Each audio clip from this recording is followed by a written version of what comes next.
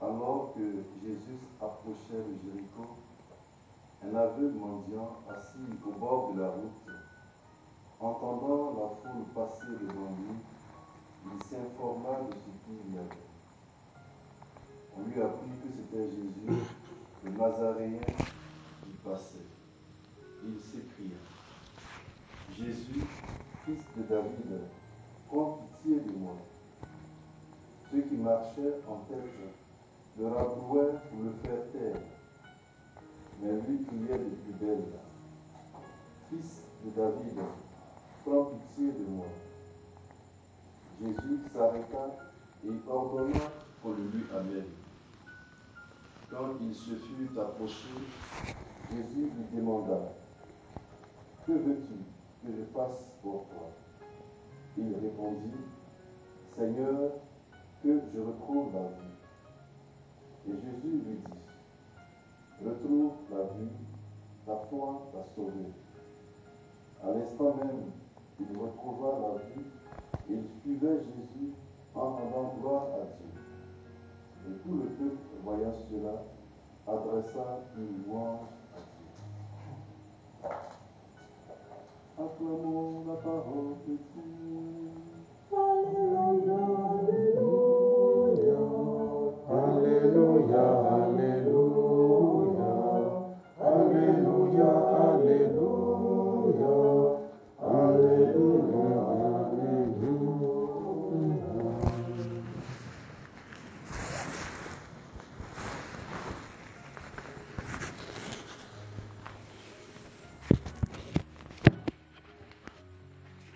Nous commençons aujourd'hui la lecture du premier livre des Maccabées, les martyrs d'Israël. Nous y reviendrons puisque nous aurons toute la semaine à l'entendre. Je vais m'attarder sur l'évangile et sur cet aveugle mendiant qui a vu son histoire, son existence transformée en ce jour. Et il nous enseigne beaucoup de choses, vraiment beaucoup de choses. On avait le temps, on prendrait bien du temps pour essayer de puiser toutes les leçons, toutes les grâces que son attitude nous donne comme leçon dans notre vie chrétienne. Voilà quelqu'un qui est aveugle et qui mendie. Et il est assis au bord de la route, à l'entrée de Jéricho. Jésus nous sommes toujours dans Luc, Jésus est en train de monter vers Jérusalem. Et donc, il est à Jéricho, il est à l'entrée de la ville, et il croise, son chemin croise celui de cet aveugle. Et cet aveugle sent que l'effervescence n'est pas habituelle. Il y a des bruits autour de lui, il y a des gens qui passent. Il sent un brouhaha peu habituel. Et il se dit, mais qu'est-ce qui se passe? Entendant la foule passer devant lui, il s'informa de ce qui se passait, de ce qu'il y avait. Qu'est-ce qui se passe? Il y a quoi? Et puis, on lui a appris que c'était Jésus le Nazaréen, quand même une personne de la foule qui a quand même, qui a été charitable, si on peut dire, de lui répondre. Voilà, que c'est Jésus le Nazaréen qui passait. Alors, le gars il ne s'est pas laissé... il n'a pas perdu de temps. Bon, sachant qu'il a affaire à une foule. Donc, ça veut dire que s'il ne fait pas attention, on ne va pas l'entendre. Il ne va pas croiser Jésus.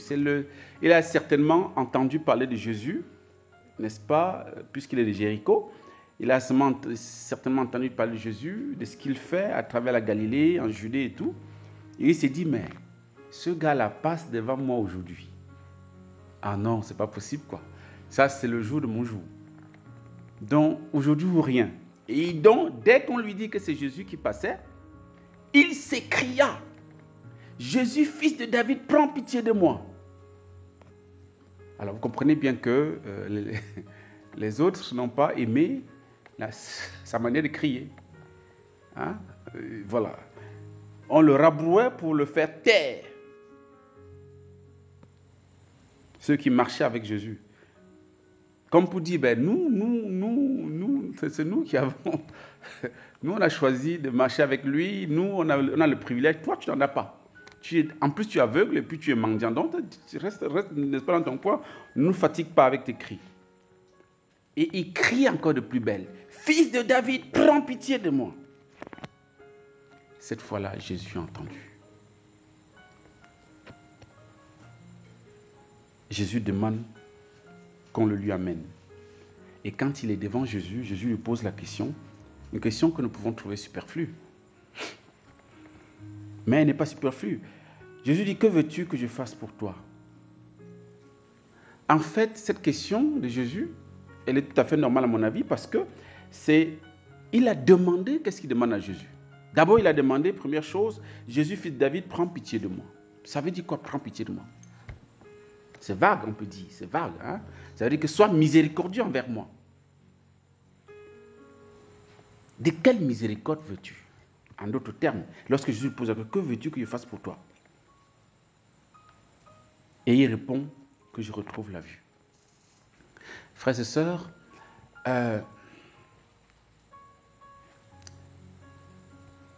première question que je voudrais vous poser, quel est le plus grand livre de prière, à votre avis? Quel est le meilleur livre de prière? Qui connaît la réponse? C'est la Bible.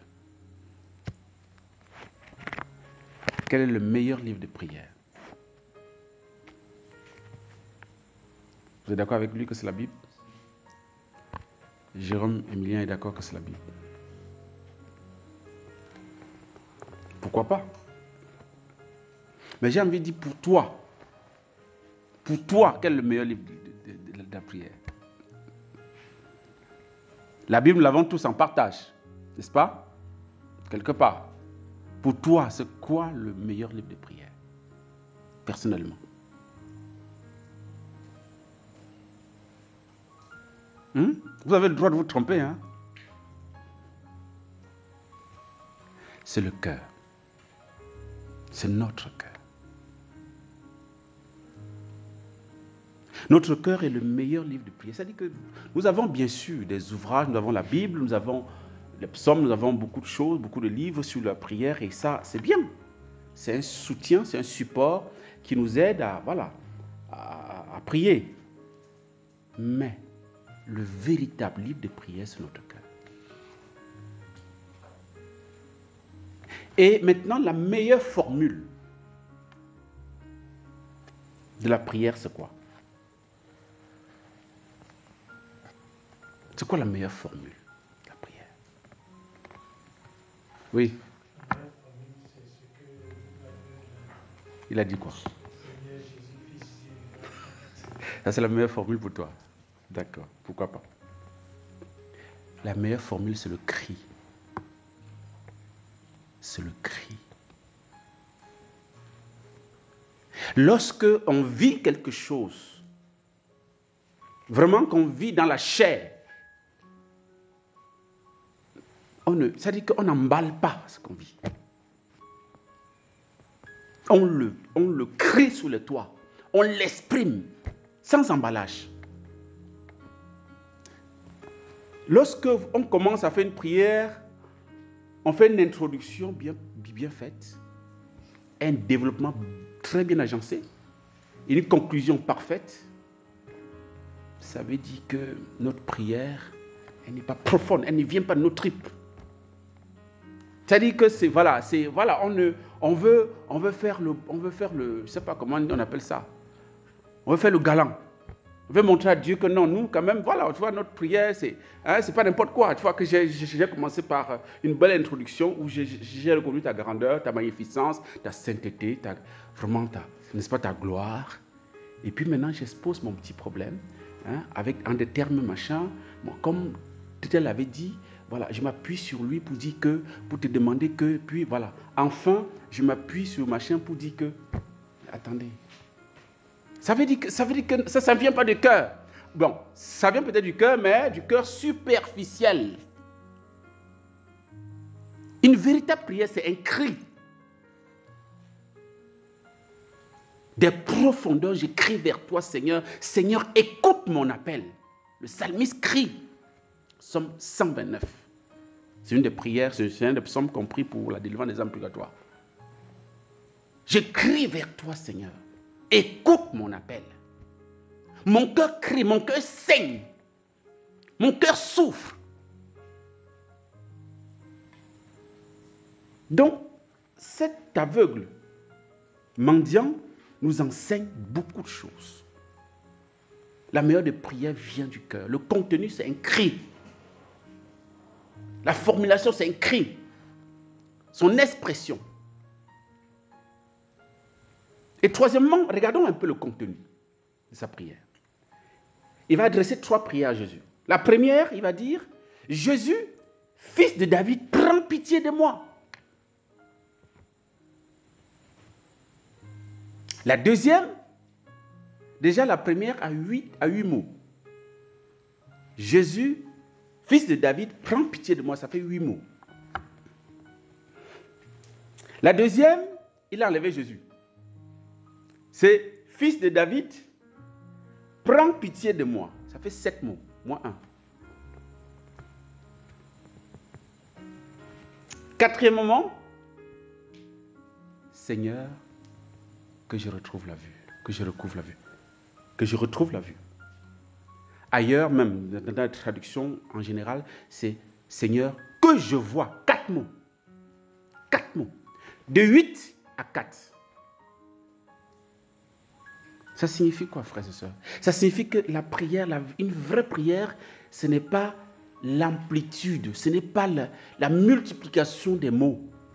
Il faut être vrai, Dieu te connaît. Tu n'as pas besoin de dire, Seigneur, vraiment, comme tu sais là, depuis le matin, toi tu connais que bon, quand je suis levé, après m'être brossé, je suis allé à la chapelle, je t'ai prié, et puis je t'ai demandé ceci, et puis voilà, toi tu comprends que c'est parce que j'ai... Non, ce baratin-là, Jésus n'a pas besoin de ça. Dieu n'a pas besoin de ça. Qu'est-ce que tu veux que je fasse pour toi, que je vois? Point final. Il aurait pu dire, mais Seigneur, comme tu es le fils de Marie, tu viens de Nazareth, vraiment, tu es gentil avec tout le monde. J'ai compris que vraiment tu es quelqu'un de bien. Donc moi, j'ai pensé que moi aussi, je peux quand même, voilà, t'expliquer ce que je vis et puis te supplier si tu veux, vraiment, si tu penses que c'est le moment de... Non. Mais nous, on est souvent comme ça. On tourne autour du pot, on joue les Français, les francophiles, je ne sais pas quoi, les poètes. Non.